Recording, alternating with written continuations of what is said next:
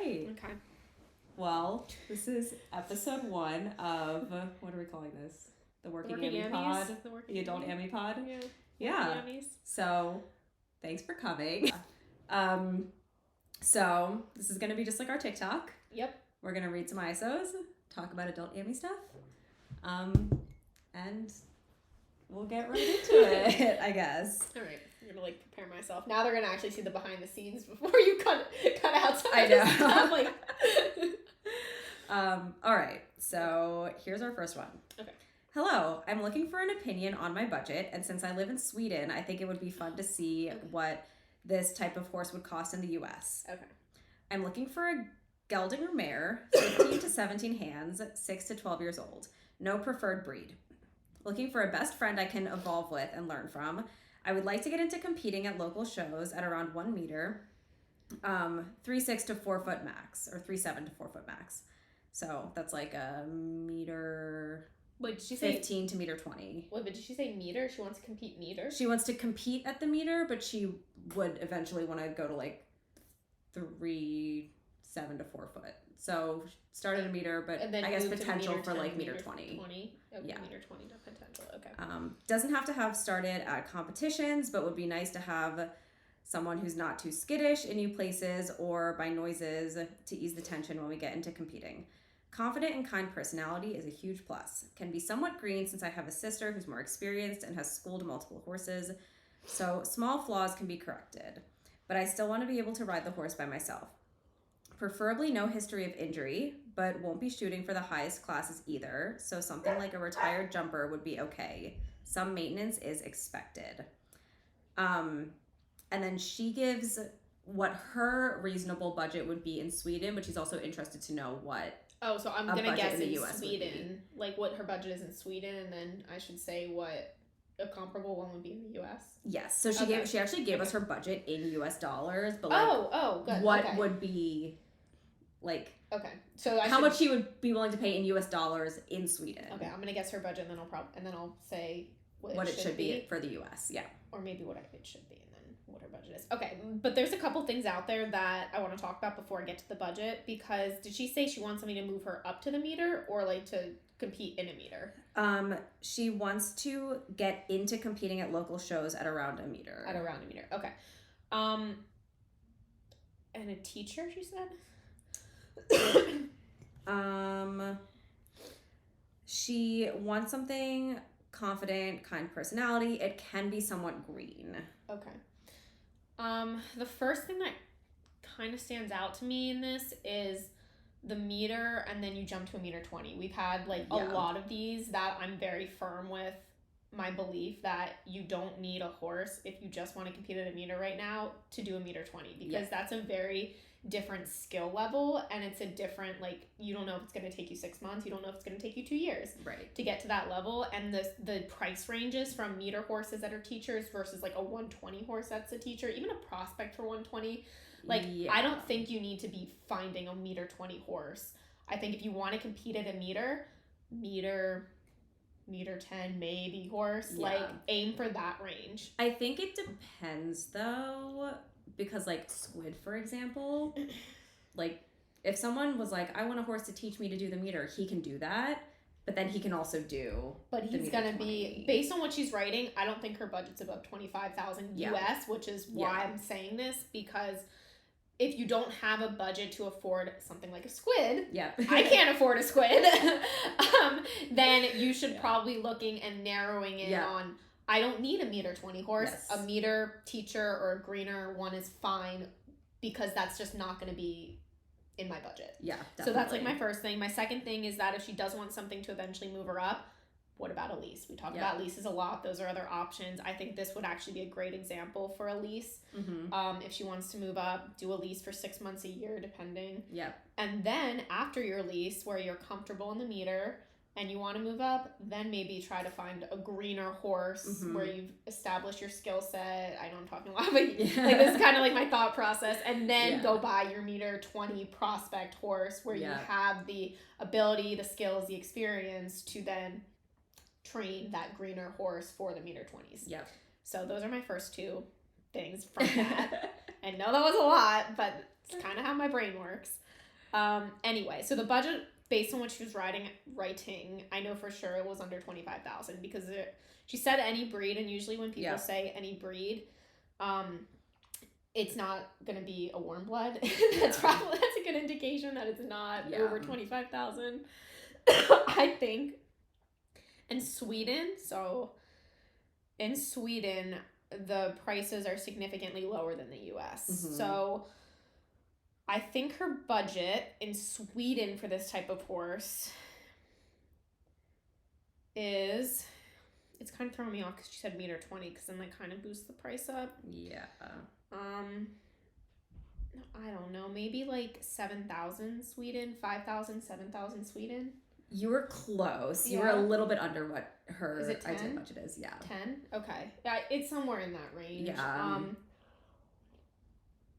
I mean, 10,000 I can tell you will not get you a $1.20 horse here. No. That your post will probably end up on here if you post that on Facebook. For $10,000 for a $1.20 horse. So what should her budget be? Should her budget be? I think if she's gonna go the route that I would recommend with not trying to find a $1.20 horse, instead trying to find like $1.10, maybe pushing it to $1.15, but I think $1.10 will be kind of like the price range or the skill level I would stay in for this particular. I think her budget. COVID cough. I think her budget could be, if her sister can help her with like the training, you could get a green horse. I think it depends on her skill level, honestly. In this situation, I would almost want like she said step down, didn't she? Like a step down? No, she didn't. But she said teacher? No, she said it doesn't have to be started at competitions, but would be nice to have someone who's not too skittish in new places or by noises to ease the tension when we get into competing. She said confident and kind personality, but it can be somewhat green. I think she could find something. She actually did say something like a retired jumper. Yeah, like a retired jumper. Yeah. I think she could find something for like, my budget for this would probably be like, I was looking for this horse. Maybe like 17,000. I could probably find something. It would probably be like a thoroughbred. Probably find something. I think a more appropriate budget for this would probably be like 20. I think 20 would be a very solid budget to find something that, and you could possibly even find something for $1.15, $1.20, but it would have very limited, like probably never shown, or a back burner that someone needs to get off their hands. Or maybe it just isn't that successful. Or not successful, exactly. So I'd say 20 would probably be a good, solid budget for this type of horse. I would probably say so too, especially if she has no breed preference. Okay, so, I would say probably like 20 to 25 you could find something, especially if it's just to do the meter. If she really wants something that can do the $1.20, I would bump that up to like 35. 40. But for something that's like not even that competitive. Yeah, but that's also, we always say, put the money towards a quality horse. Yep. We say that all the time, that if you want a $1.20 horse, don't get a $1.20 horse on a beer budget. You know, like that, I just wouldn't want that. That's a waste of money. Yeah, it's a waste of money. Yeah. I want to save up my money and afford a quality horse, especially at that level. Yeah. And I think definitely. Yeah, I think 20 would be reasonable. Yeah, I would say so. Yeah. Cool. Next one. So this person says, okay. Hi, I love your videos, and I was curious if you could estimate my horse. Okay. Did she give the price? Or like what she... No. Oh, darn it. Okay. I like it when they give it because then I can be like, oh, I'm right or wrong. Yeah. Okay. He is a 7-year-old 16-hand Dutch warm blood. I've had him since he was 4.5, and he's super nice. He has automatic changes and will jump everything you put in front of him. He is really dark bay, mostly black, and he has a star on his forehead. He has done 120 to 130 courses, but hasn't competed a lot due to COVID and some personal problems of mine. Okay. His only quirk is he can get kind of fresh in winter, especially when there are other horses around, but despite these, he'll settle in about 5 to 10 minutes. I feel like that's I don't think that's advice at all. Yeah. He has a really nice trot and great scope. He loves jumping and cantering. It sounds like Squid. Squid hates trotting. He just wants to canter and jump. He just wants to canter. He is the type of horse that will do anything for you when he loves you. I don't have any intentions of selling him. He's my baby and my heart horse, but I just wanted to hear about your opinion. Thank you for your opinion. He sounds really sweet. He does sound really sweet. He sounds like a great adult Ammy horse. Especially if you can jump, if you could put anything in front of him and he'll jump. Yeah. Like, again, we talk about this a lot too. Like, as you get older, your like tolerance for bad situations and like naughty horses goes like this. Like, I don't want to risk my life every time I get on a horse anymore. No. I want a solid, true, steady horse. Oh, so for this, she said 1.20 to 1.30 is what he's competing in or schooling?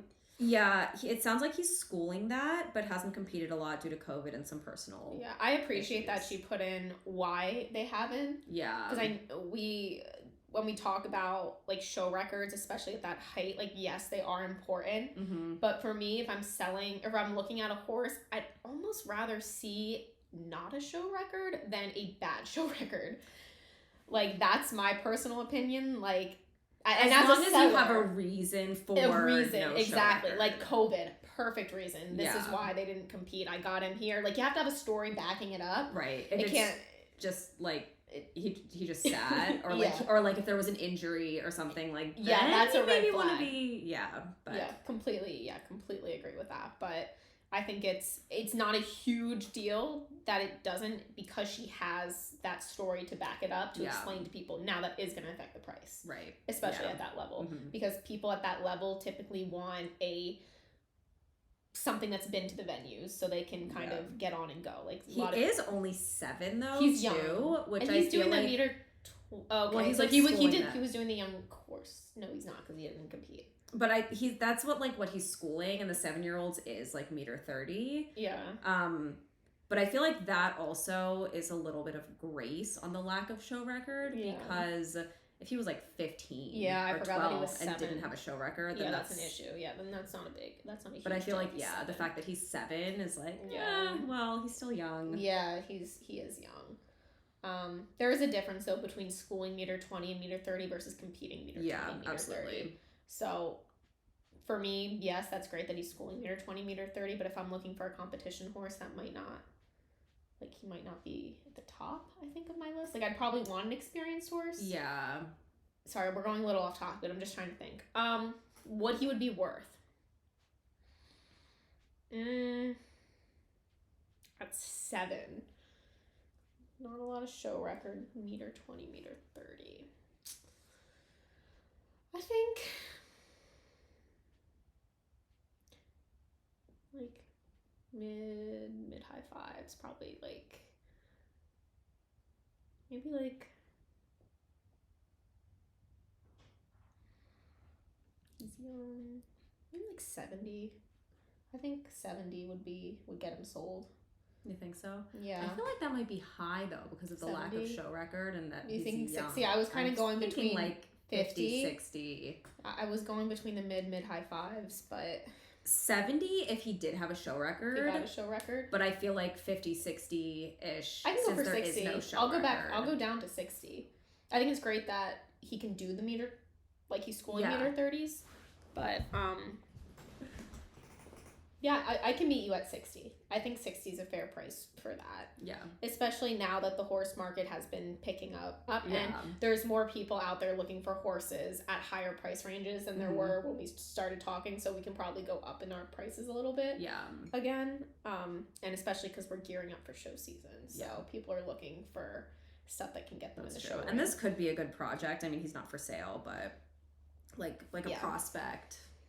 Yeah, depending on how Adult Ammy prospect, low IO prospect. Yeah. He's schooling. Yeah. Okay. 60. Yeah. 60. You could say 60. 60. Hi, I saw your TikTok about what horse would be worth in the USA and was wondering if I could send you the details of my horse to see her worth stateside, as I'm looking at selling her at the end of this eventing season. I'm so sorry because it's probably already passed. She's a 16 one-hand, 6-year-old Irish sport horse mare, which is pretty popular in the eventing. She's currently that was my you added that was my comment because obviously I can't read without commentary. She's currently out competing eventing at BE 100, but looking to step up to BE novice, which is 110, by the end of the season and do a 1-star. She's great to hack alone and in company, really easy and genuine to ride. I've given complete beginners jump lessons on her and she's a saint, but she isn't a donkey. She's forward and quick. Off your aids, however, isn't hot or silly. She moves correctly on the flat, although isn't a flashy mover, but has established basic dressage like leg yield, rein back, half pass. She's easy at shows, stands at the trailer, doesn't get lit up or spooky, and is generally very relaxed. Good to shoe, clip, and load. Her vice is that she weaves when stressed, so if she's brought in on her own, she can weave and just generally be fidgety on the ground, especially when her routine changes. However, if she's got other horses around, she's fine and she's completely different at shows and stands alone in or next to the trailer on her own without any problems. It's just at home she stresses. She also has no recorded breeding beyond being a registered Irish sport horse, which might influence American buyers. Oh, question mark. So, like, asking for opinion. Ultimately, I think she'd make a competitive 2-star BE intermediate, which is a 120 horse. She might go further, but currently I wouldn't be able to say. I appreciate that you put this in. For reference in the oh my god, I almost said it. For reference in the UK, I'd be looking at blank for her. Pick attached is her last competition. Thank you for taking the time to read, and I look forward to seeing your response. Ooh, let me see that. Oh, she's very pretty. She's really pretty. And it's the bay. Everyone in... Not everyone, because I don't like bays, but the majority of the United States loves their bays. And she has, like, that blaze. Yeah. Yeah, she's very pretty. She is pretty. She goes... Looks like she's going in a loose ring. Snaffle. Yeah, it looks like loose ring snaffle. Yeah, she looks very cute. Okay. So and she looks brave. She's what, 6? Yeah, she's young. So she's young. She's young. So that's gonna... I was gonna price her a little bit higher, but now I'm not because she's young. She probably doesn't... I mean, it sounds like she has decent experience, but, like, how much experience can a 6-year-old really have? Mm-hmm. I don't think her vices are that problematic. Yeah. It sounds like it's easily managed. Mm-hmm. It sounds like she's a professional at horse shows. I also like that she is a little bit more forward off the leg because that's what I would want if I'm galloping cross country. I would say maybe like... I'm just trying to do the currency switch really quick while you're talking. So, should I guess what he has her listed at, and then what I think she would be in the U.S.? Say what you think, and Okay. then I'll tell, and then Okay. we can guess. So I think that she could sell in the U.S. for like $35-40. Okay. I need your face without seeing the price. And this is kind of the same thing as the one that we just read, Mm-hmm. where like they're young, but this one has that experience. Yeah. She's not yet at that like meter 20 level, but he said that she could easily go up to that level, which is fine. I mean, a 6-year-old should not really, I mean, I guess 6-year-old jumpers is meter 20, but like meter 25. Yeah, I agree. I'm not a huge fan of pushing horses anyway. Yeah. I think correctly developing them, and a lot of people appreciate correctly developing the young horses. So that doesn't faze me in the least. Yeah. So I would say like I'd say like 40 probably. I think 35-40. I think your first thing, that's kind of where I would place her too. Yeah. In that range for 35-40. Yeah. Especially now to have like devices don't really. Yeah, that doesn't really bother me. Even the fact that she has no recorded breeding, I don't That doesn't bother me either, because I feel like at the amateur levels, like at the level that she's competing at, yeah, people don't really look at breeding that much. I mean, maybe some people do, but they're not looking at like lineage and I mean, kind of thing. I didn't look at lineage when I bought my horse. Yeah, I just happened to find his lineage, but like it wasn't something like it was like a red flag, like, oh gosh, like he needs to have X, Y, and Z. Like I don't care. Yeah. Okay, so we said 35 to 40. Yeah. So he said, for reference in the UK, I'd be looking for 18 to 20,000 for her. Pounds? Yeah, but I did the conversion, which is like I think it was 21 to like a little bit over 24,000. Okay. So under 25,000. I feel like that tracks. It tracks for the UK for sure. This might be a situation, honestly, where you have an adult amateur go over, buy the horse, and then bring it over. That's what I'm thinking. Because that would probably take you to 35, 40 with the import, the PPE, all of that stuff, the quarantine, because it's a mare, especially because I think, they take a little bit longer in quarantine. But yeah, I think that tracks. Yeah. I think if he asked 35 or 40 for her over there, he would not be able to get that. Yeah, I agree. I don't think he would be able to get that in the UK. But if this horse was in the US, it would be 35 to 40. Yeah. Yes. I think asking 20 for people, for like adult amateurs over here to go over, and I think that's fine. I think that is very attractive for this kind of horse, especially because she's so pretty. Okay. The subject line of this one is Guess the Budget, Irish Edition. Oh, jeez. Okay. We get a lot of international submissions. We do. People really want to know what their horses will be worth in the US. Yeah, because they're probably like, oh my gosh. All right, so this person says, okay. Hello, I love your videos. I could actually sit and binge watch them. LMAO. Oh. I'm from Ireland, so I'm really interested to know what my horse would be worth in America. I don't plan on selling her, but I'm just really curious about American prices. Okay, so I bought her as a green 7-year-old. She's now 9. She had previously been backed and had a foal. She is an Irish Sport Horse Cross, Irish Draft, registered breeding on dam side only. She's 16.1 hands, chestnut mare, with 4 white socks and some funky face markings. Okay. She has competed up to 1 meter in show jumping and has free jumped a 1.30 meter to 40, and I've jumped over a handful of 1.15 meter to 1.20 meter with her. I hack over to local shows and jump her, and she hacks back without a bother. She likes to move into her fences and has a long stride. Never stops, usually will attempt to take the jump, does benefit more from a confident rider, responsive to her aids, basic dressage skills that we are working on. She suffered from ulcers once in the winter, but has had no issues since, being put on a balancer, no substantial injuries, is good to catch and load, can be a bit funny with the farrier, but gives her a horse lick, and she doesn't bat an eye. Her feet weren't amazing, but have improved so much since changing farriers. She does pony club and has done a weeks-long camp without batting an eye, loves water and the beach, and going for a good gallop. Good with traffic and hacks alone and in company, can be very affectionate and loves having her face or mane brushed. Could be a very good amateur horse for moving up. Okay. Well, the personalities also track from overseas, where they just seem like they're game for anything, and I love that they like beach, like go on the beach and stuff like that. Like I wish. It sounds like the life. Yeah. Oh gosh, I almost want you to, because like it was a long ad. I had something to say in one of the ads. Well, there's not a price. The feet.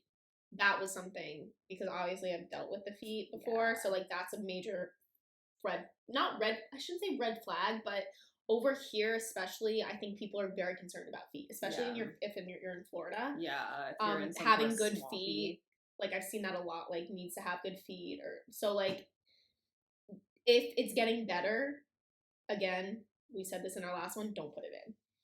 Like I would not put it in. I would honestly just, if it's not noticeably bad, for someone to go up and be like, oh my god, don't put it in, and let people come try your horse, and see that the feet are fine, and then kind of explain, hey, like, we have her on the balancer because the feet were bad 2 years ago, but, like, I think that's a detail that you don't necessarily have to add unless it's a current issue. Like, I don't think you have to, again, scare off buyers before you get interest. Yeah. Because that would immediately be like... Same with the ulcers. Yeah, that would immediately, like, red flag. Like, I would not probably look at the horse just because I've had bad experiences with hoofs. Yep. So I probably wouldn't look at her, so I would not put that in. So again, same thing with ulcers. If it happened in the past, that's something that you disclose to buyers. Like, if they're really interested, like, hey, this happened. Because most people ask for like past, vet records. Yeah, vet records, and then you can explain that, but I don't think that's something that you have to broadcast. Yeah. Because some people will really take it like... Yeah. When in reality, sometimes it's, like, not that bad. Right.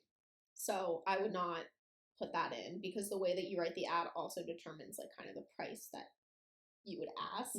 So by putting those in, my mind was immediately going lower. Yeah. If she didn't put it in, which is how I'm going to price the horse, I think this one's tricky because she's competing a meter, but she was late started at 9 or at 7, right? So she's 9 now.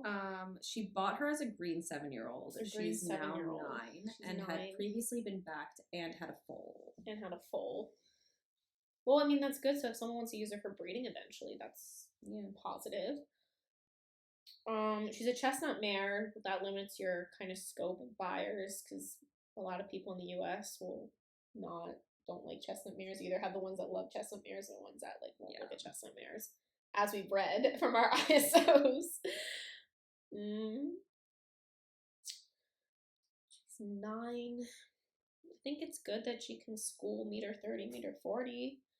Well, she's free jump. Oh, free jump, not schooled. She's schooled meter 20. Meter 20, okay. So the fact that she probably, like, she wouldn't have a competition record over here. She's a little bit older. She's 9. The fact that she's schooled meter 15, meter 20, the free jump, I don't really, like, that's great, but that's not a huge thing for me. But what it would be relevant for would be someone who wants this type of horse but doesn't necessarily have the budget for it. So the pricing would probably be lower to attract that kind of target market. Yeah. So I would probably place her like 45, 40. Yeah. 40. I would probably say that she's competed up to a meter. So she does have a bit of a show record. Yeah, she's schooled meter 15 to meter 20. Yeah, I would probably agree with that. 40, 45. I think that would interest and attract a lot of buyers, especially if you put in there that she's free jumped meter 30, meter 40. I think the people that don't have the big budgets to afford a meter 30, meter 40 horse would be more likely to inquire about this type of horse. Yes. And she sounds like she has, like, you know, a cute personality, is brave, could, like this person said, could be a good Ammy horse. Yeah, 40, 45, I think. Yeah, maybe 45, depending on, like, how she looks. And how she jumps. Yeah. But yeah. Alrighty. Not for sale ad. Yeah. Hey, I love your TikToks and always trying to play along. I recently bought a new horse a few months ago and would love to know what you and the general audience would think he's sold for. I would add on some of the things I've done with him as well to see what his price would be. So, not his original for sale ad, just a quick summary. This is from her. 2013 Bay Belgian warm blood gelding, great show jumping bloodlines on both the dam and sire's sides, stand at 17 hands and takes up a lot of leg. Has shown up to the meter 40s in the US, but most comfortable at the meter 30s. He is too slow to win anything big in the jumper ring. Took up a new, I was literally going to think to myself, equitation horse, and the next thing is took up a new job as an equitation horse last fall and has thrived. Top placings in the 3-3-6 medals at Ace shows, was at a hunter barn for a little bit where he had placings in the junior hunters down at Wekokala. Not a hunter hack winner, but is all the eck flat work. Counter canter, shoulders in, haunches in, eck, etc. Extremely honest and will take off from anywhere. During the time I've had him, he never bucked, spooked, bolted, rear, spun, or dirty stopped. He truly could be the one 3-ring horse that can excel in any ring, but has the most potential in the EC. He would make a great amateur horse for someone wanting to ride safe, or someone looking for a horse to learn out the jumper ring through the 130s. He has never been to an indoor EC final, but is planning to show in some this fall. His downfalls are that he takes some prep in the show mornings because he's used to being in a field for 5 hours a day and in a stall with a run-in. He also needs a chain when handling on the ground because he will try to trot away when you turn him around on the cross ties and especially wash stalls. But he is extremely safe while riding. I have had many other extremely inexperienced riders get on him and ride him. He has an extremely goofy personality and loves bananas. Let me know what you think he would be worth. Okay. Oh, and then she gives us what she bought him for. Okay. All right. Yeah. So he's 10. Did you say when she bought him? Yes, I recently bought a new horse a few months ago. Okay, so I'm just gonna assume he was 10 when she bought him, so she just bought him. Yeah. All right. So let me know if you need any clarification on things, because I know there was a lot in there. Yeah. I also feel like he could be a derby horse. I think so too. Yeah, completely. I think he could. It sounds like he could be a good derby horse. So I would say like derby equitation and ka-ching with those two keywords. Yeah. She says that he could maybe make a good Ammy horse, which it sounds like he could, but the only thing is I feel like when people go into the adult amateurs, they're not focusing on the equitation the way the juniors focus on the equitation. I agree. Yeah. That was a very good point. Yeah. I feel like the adult Ammys, they have a lot more like equitation finals, equitation classes and stuff for adult Ammys, but it's not as much of a thing as it is. I think derbies are more for the adult Ammys, honestly. Yeah. So I think, obviously he's not for sale, but it sounds like he could also make a great derby horse. If he's being sold as an equitation horse and has good placings in the equitation, I would honestly put him in like the 6 figures. Maybe low 6, maybe like we'll say even 100. I think, yeah. I mean, do you want to know what she bought him for? Yes. It's it's lower than that. Not significantly lower. Was it like 80? 85. Okay. 85. Yeah. I think that was like spot on. Yeah. With what she bought him for. I think that's a good price for that type of horse. For 10, the fact that he's most comfortable at 1.30 and wants to be a 3-ring horse, I don't care if he can do 1.40, Yeah. Like, that's not an issue at all. No. Especially if he's slow. Yeah. No one's going to buy slow 1.40 horse. No. So I think that's super fine that he's comfortable in the 1.30s. Like, 1.30, derby, equitation, I think she got a great price for him. Yeah. If she puts some more shows on him, he should definitely be in the 6 figures. Yeah, definitely. Especially if she does do him in some derbies. That'll for sure 6 figures. Yeah. Yeah. But what he would be worth, because let me know what you think he would be worth. Yeah. I think what he's worth is what you bought him for. Especially since she bought him recently. Yeah, we think that you paid a great price for him. I think that was spot on with the market. Yeah. What he would be worth, put a couple shows on him.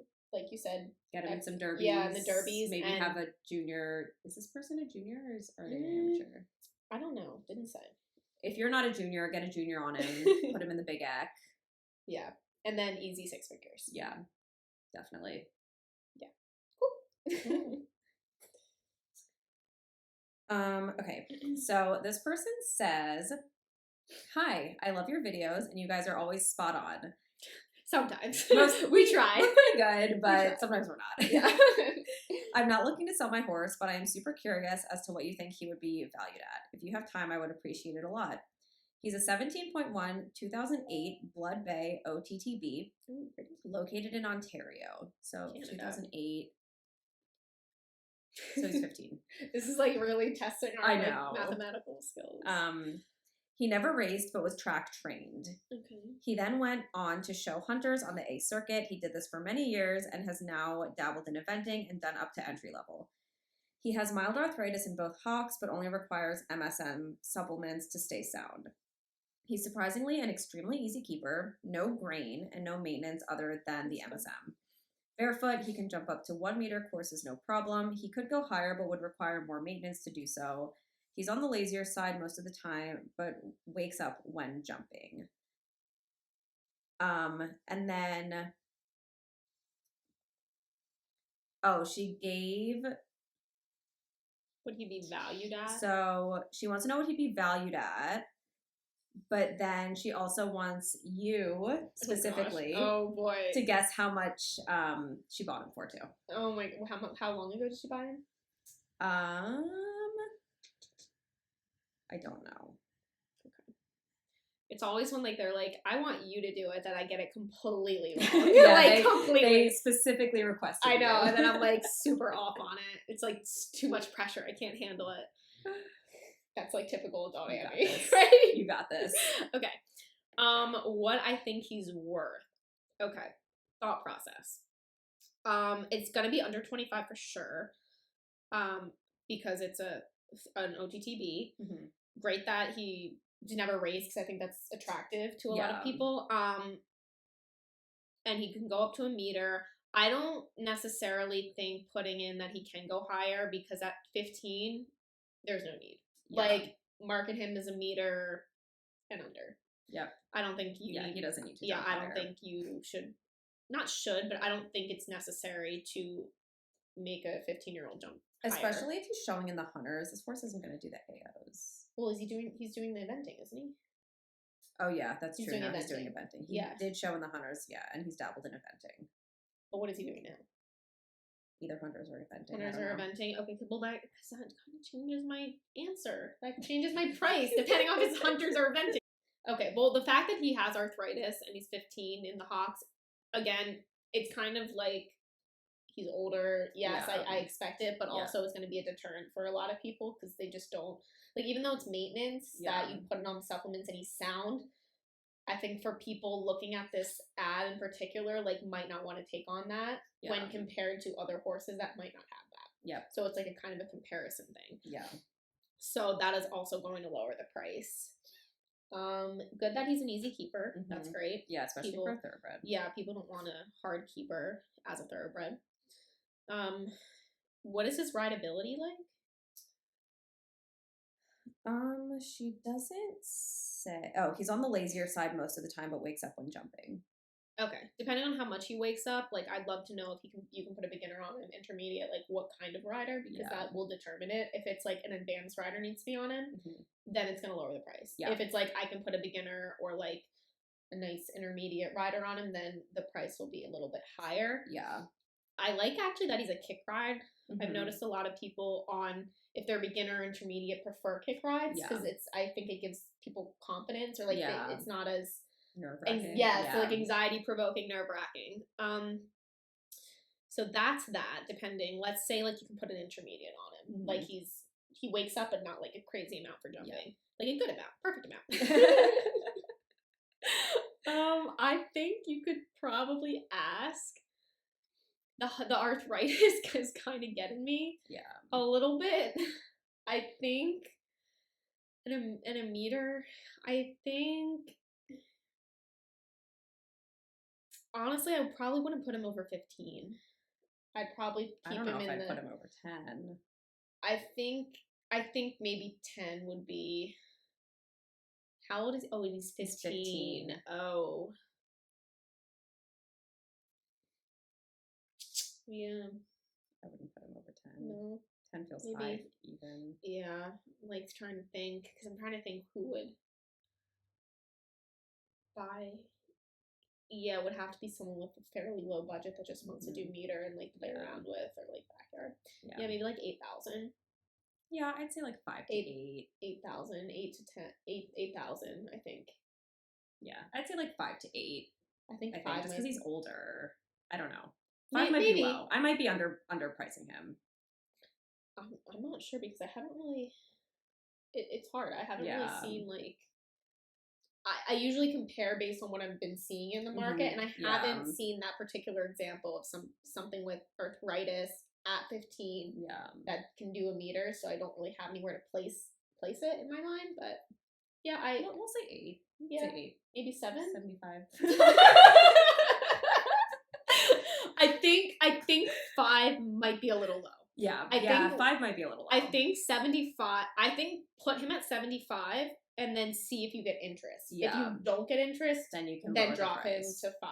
But I think putting him at 5 might, especially because it's only like an additional supplement and he's still sound. Yeah, that's true. It's not even like, yeah, I don't know. I think I'd put him at 7,500 and see. I'd like to know if people would be. You can let us know too, like what you would price him at. Yeah. Because I'd be interested to know what people would pay for that horse. So what do you think she bought him for? What do you? I definitely think it was under 5. Oh yeah, yeah. Like for sure 5. I think she paid maybe like 1,500. Less 1,000. Less. No. Yeah. This had to have been years ago. There's no way. She probably did. She pick him out of like a pasture? I don't know. Or like it was like a free to a good home situation. Is it like $800? 500? Yeah. She paid $500. She got him for $500. Oh my god! Then yeah, if you want paid $500, depending on when you bought him, sell him for $5,000. Yeah. Get him off your hands. 10. Wow. Increase the price by 10 times. Wow. 500. Yeah. Wow. That it had to have been years ago because must have been even like now an OTTB coming, even if it hasn't raced, like they are. I have not seen a horse go for 500. Like, yeah, in 5+ years, like way before COVID. That's like crazy. Yeah, unless you're going to like auction or something like that. Yeah, it must. Maybe have she been got him from an auction a while ago. Wow. Yeah. Or maybe it was like a family friend situation. I don't know. There was something going on there. I would love to know what happened. Yeah. To get a horse for 500. Yeah, there must have been. Yeah. Well, in that case, 5,000 for 5,000 sounds great at that point. Yeah, you're really getting good bang for your buck. Yeah, seriously. Wow. Yeah. All right. Cool. Do you want to have our little we can have our conversation. Okay. Yeah, so we're gonna have a little chit chat. Yeah, I think you can let us know the format that you'd like for these two for the podcast because we've been debating. Let us know what topics you want us to talk about. Yeah, but please. You know, we've been thinking about like since it's final season, there's tons of juniors aging out, not wanting to be adults. Yeah. So we can talk about what it's like to be an adult Ammy. Okay. Yeah. I feel like we should do the good and bad. Yeah. Because like it's definitely not all sunshine and rainbows. Do we want to start with the good or with the bad? Let's talk about the good things about being an adult. The good thing about adult. Okay. So one of my favorite things about being an adult Ammy is that there's like no expectations. I literally was just gonna say that. You just took the words right out of my mouth. Like there's literally no expectations. Like I go to a horse show and I'm like, I just want to get around. Like I want to. Don't get me wrong. I want to win. Like I'm super competitive. Yeah. But there's not that pressure that I feel like there is on a lot of junior riders, especially juniors that have done the big egg or that are doing like I don't know. I was gonna say the U25s, but a lot of those kids go on to be professionals, which is not what we're talking about here. But like a lot of the kids in the junior hunters or the big egg, like there's so much pressure. Yeah. And I feel like when you become an adult Ammy, it just goes away. It's amazing. Yeah. The only pressure is the pressure you put on yourself, which can be a lot worse. Yeah, that is true. But I think that's like philosophical. That's like my favorite thing about being an adult Ammy. And like if I want to go out to the barn and just walk my horse around for 15 minutes and get off, nobody cares. No. That's basically what I did today. Yeah. I walked on Canter for like 10 minutes, walked around, went for a trail ride outside, called it a day. I feel like adult Ammys have more fun. Yeah, I agree. I agree. Yeah. We go to horse shows, we hang out. We maybe drink some. A little bit. We celebrate with celebratory drinks. Yeah, exactly. That's a good thing about being an adult Ammy. Or maybe you have it before your class. I know people here. I know adult Ammys here have that. I could never do that. Yeah, I was at a lesson the other day. It was like 2 weeks ago, and they were like a lot of the girls at the barn that I ride at. They do like the indoors, and so they were going to all the finals, and they were doing their prep. And I was in the ring, and it was like me and like 3 other juniors, and they were all doing like their prep for like the EC. And the trainer told everybody that he was like, okay, everybody drop your stirrups. And he looks at me and he's like, you're an adult, you don't have to. And if that doesn't tell you like what an adult Ammy is, I don't know what does.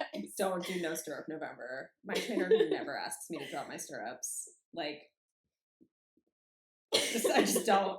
But yeah, she'll ask like the kids to do it. Yeah, like, he's like, you don't have to. You don't have to. You can decide if you want to or not. Exactly. Like, it doesn't matter. And like, I feel like that's just so nice too. Yeah. To like not have that like pressure, because I feel like when you become an adult Ammy, you know you're not.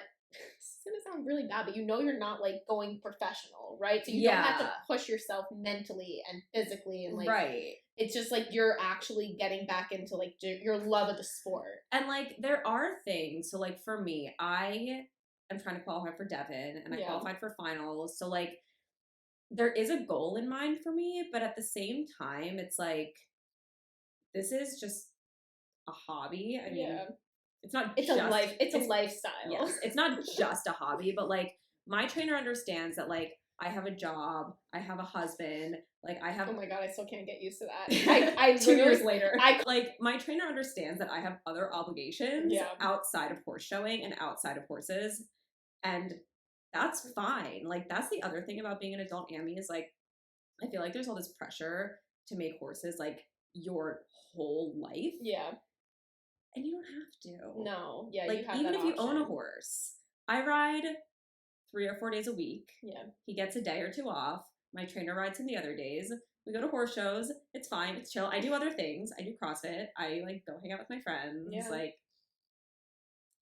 but I feel like as a junior, when you're trying to like qualify for equitation finals or junior hunter finals or I don't know, whatever finals, you're expected to like be at the barn every day, ride without stirrups, like and that's fine and it's good, but then once you turn 18, I think you have more options. Like there's less pressure, there's less stress, but you also can decide, like you have that ability to decide whether you want to like continue to be that serious about the sport or you like other things and like, can pursue both. So I think there's less pressure on you for that reason when you become an adult Ammy. Yeah, I agree. And I feel like too, there are like stages of adult Ammy. Yes. Because the transition stage. Yes. There is. I know. Like, you turn 18, you're a senior in high school, or sometimes like if you have a good birthday, you get to be a junior until like your freshman for another year until your freshman year of college. A lot of kids will go on to like ride in school. We did IHSA, which is obviously way less intense than the kids who go and do like NCEA and stuff. But like we did IHSA. I ended up buying my first horse in college, which worked out because the barn was just right in between my house and school, which was really nice. But I was still like riding 5 days a week. Yeah. I had a lot more free time. I was a little bit more competitive. I was going to a lot of horse shows. And then I graduated college and I got a job. And we sold my horse because I was like, I don't know what I'm doing. Yeah.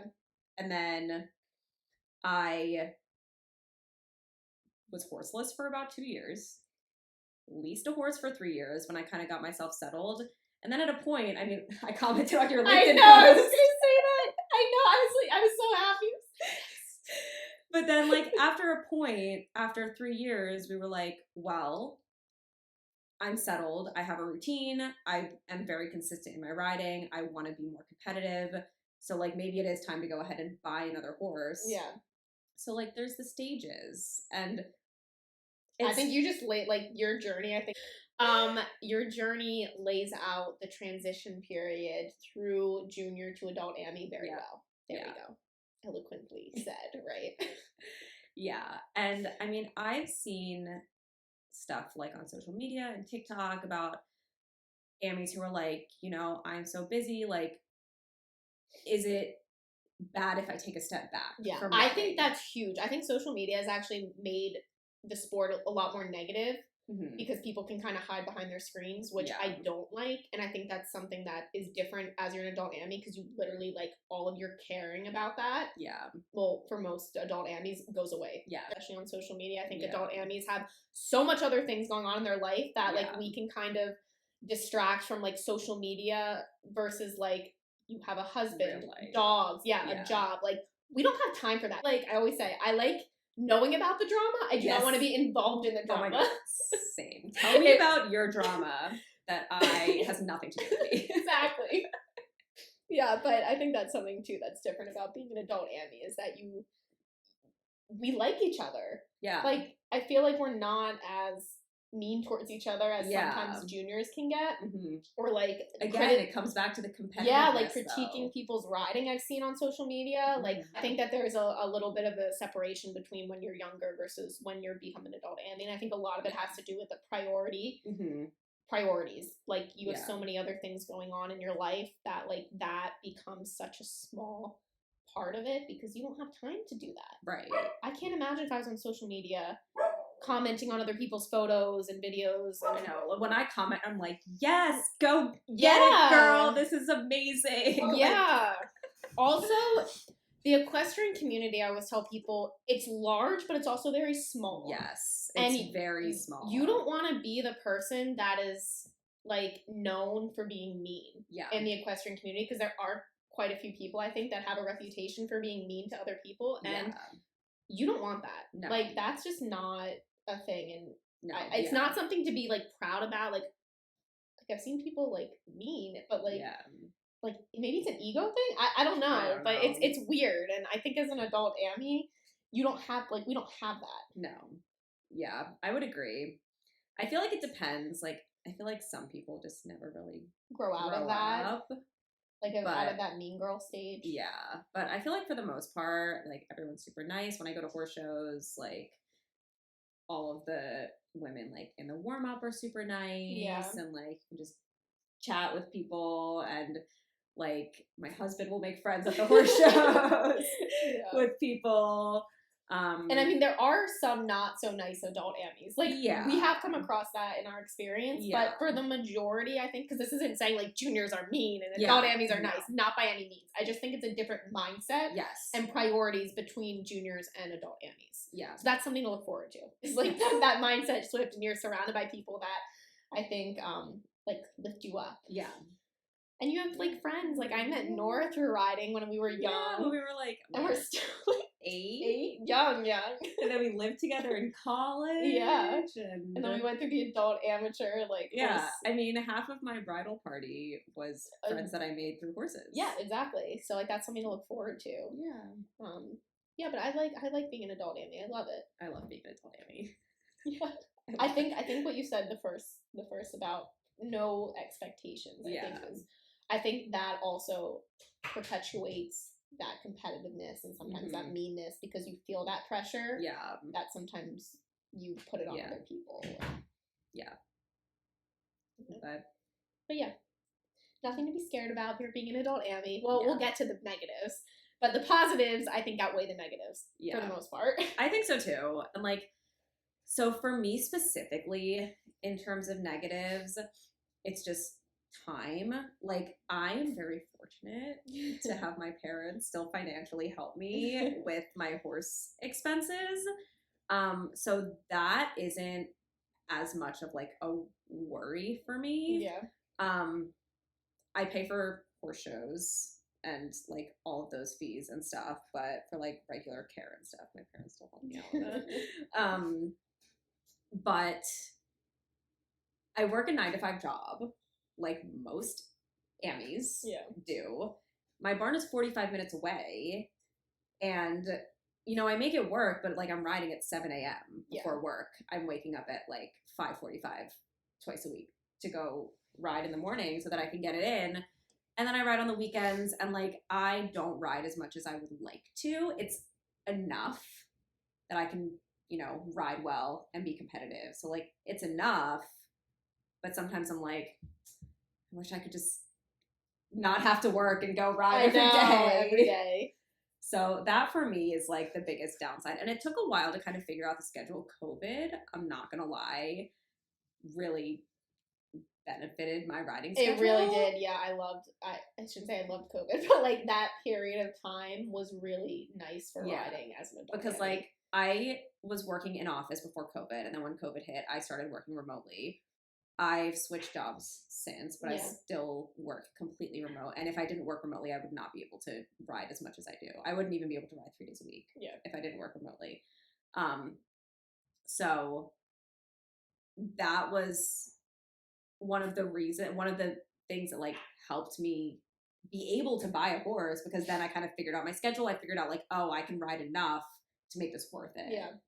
But still, like once a month, I'm like, I wish I could just quit my job and go ride horses and not have to worry about any of this. We're gonna hit the lottery. We should play it. Yeah, we should. Yeah.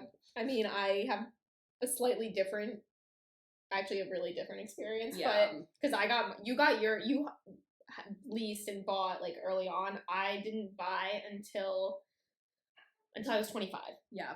So that's when I bought my first horse after like 17 years or something of riding. Yeah. Like I leased, I think, for 1 year, and that did not turn out well because we had to end up putting him down at the end of the year, which was really upsetting. Yeah. Like traumatizing as like a high schooler. Yeah. So after that, I was like, I am not gonna lease or buy again. Yeah. So then at 25, I finally, because I'm in investing. If anyone didn't know, I'm a financial advisor. So I think everybody knows at this point because I'm always about the finance. So I was investing in the stock market, and the stock market was doing really well in that time, and I saw this horse online. I was like, I really like him, and my budget was like, I went over budget. I went over 10 grand budget. Yeah. But the reason that I was able to was because I used the proceeds from the stock market that I made in the stock market to buy the horse. Yeah. So that's why I was able to go over budget, and then I had a good job at the time, so I was able to afford the monthly costs and stuff like that. But I think like a major thing for being an adult Ammy that's a negative is the financial aspect of it. Yeah, and we've had, I mean, I see things on Facebook all the time, or even people comment on our videos, and they're like, how do you afford it? I did a video on it. Yeah, I thought it was really interesting. So like we have very different experiences about how we afford to maintain the sport. Yeah. I maintain it financially by my job. That allows me, and I pay solely for everything on the horse for my job. That comes out of my paycheck, like literally.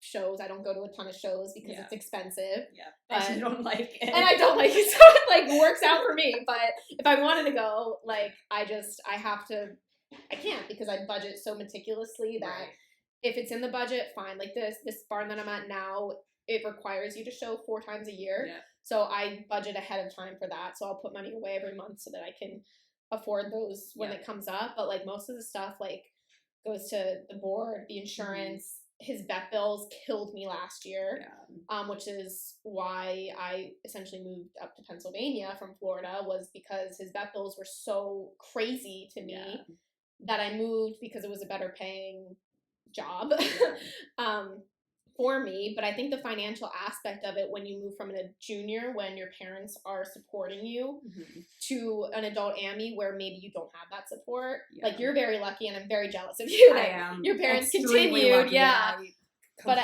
I think when juniors have that transition and say like their parents are like, okay, well you're off the books, you're like we're not paying for this. I think it's a shock for a lot of people.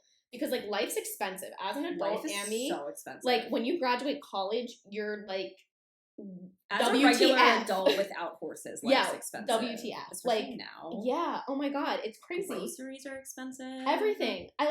I'm literally Googling, like, budget bites. Like, how to make meals under $10. Because, like, I have to afford this horse. Yeah. And, like, I'm trying to save money in every way I can.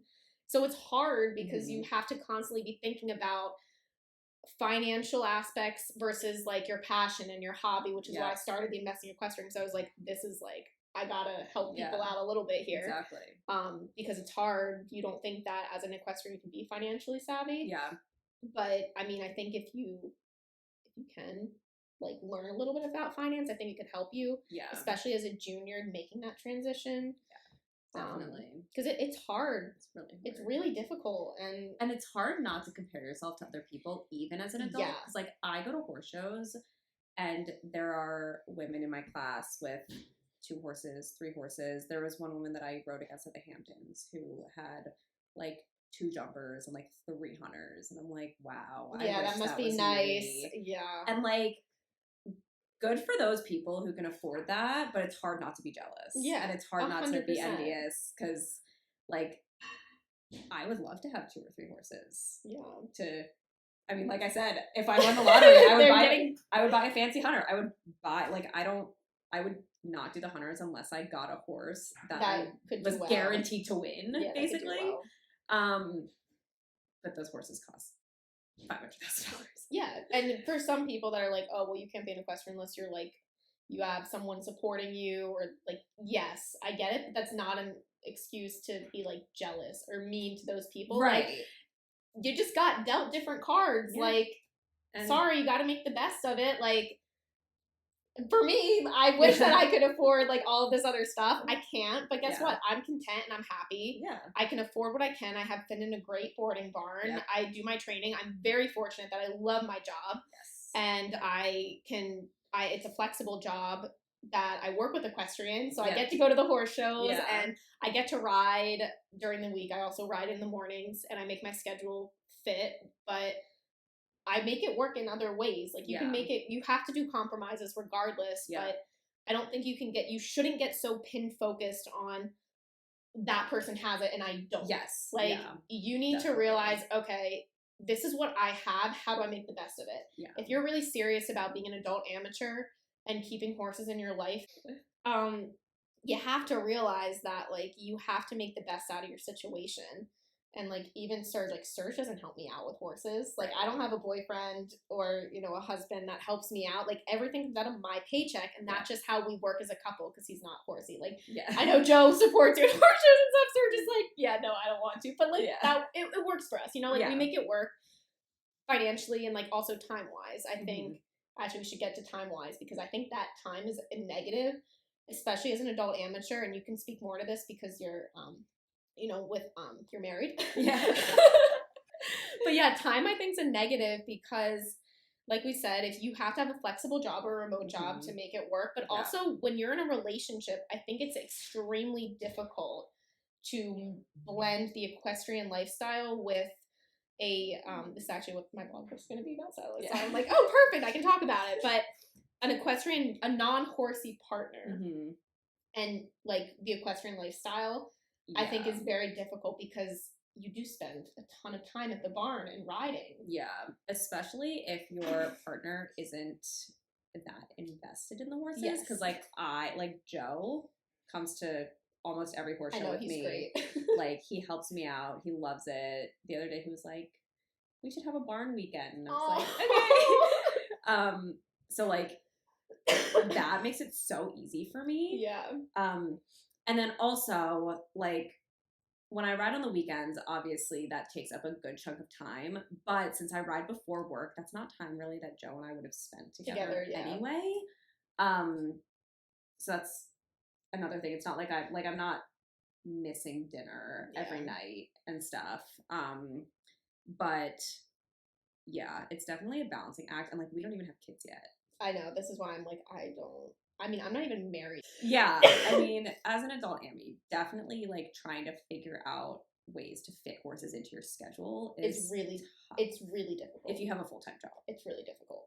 Between work, your relationship, outside priorities. Yeah. If you have a family. Yeah.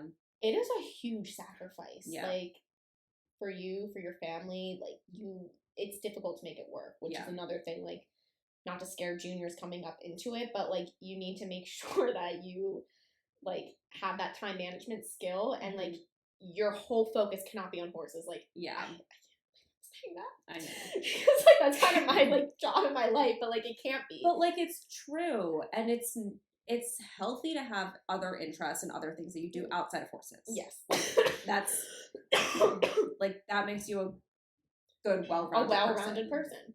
Yeah. Like, if you're not a professional making money off of horses don't have to be your entire life 24/7. And you shouldn't get dinged for that. Yeah. Like, people shouldn't come up to you. Like, it breaks my heart that people comment on that Facebook group. Yeah. About, like, questioning if it's okay. Right. Like they almost need permission. Right. Like, is it okay if I take a step back? Like, oh, I'm, like, just not happy with it anymore. Like, is it okay, like, if I sell my horse and just take a step? Yes. Of course it is. I know you do you, girl. You do what's best for you. And I think that's a testament to the culture, kind of, that when you're growing up surrounded by horses, and then you get to this point in an adult amateur, you're like, you need that permission and you need that support to be like, take a step back, like, worry about your mental health. It's fine to not like to sell your horse. It's okay. Like, no one's gonna judge you for it. Right.